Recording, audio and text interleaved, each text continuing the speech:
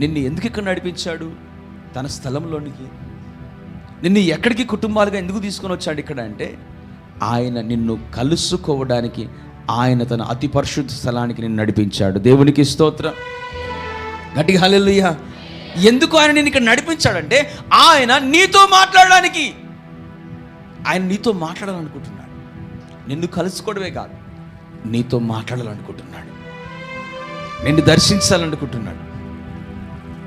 నీ పట్ల ఆయన ఏ ఉద్దేశాన్ని కలిగి ఉన్నాడో ఆ ఉద్దేశాన్ని నెరవేర్చాలని. నీ పట్ల ఆయన ఏ ఏ ఏ తలంపు కలిగి ఉన్నాడో ఆ తలంపులను నెరవేర్చడానికి ఆయన తన సన్నిధికి నిన్ను నడిపించాడు. చాలామంది తన ఉద్దేశం, తన ప్రణాళిక చాలామంది జీవితంలో నెరవేర్చబడవు. ఎందుకంటే వారు దేవుని సన్నిధికి రావడానికి ఇష్టపడరు.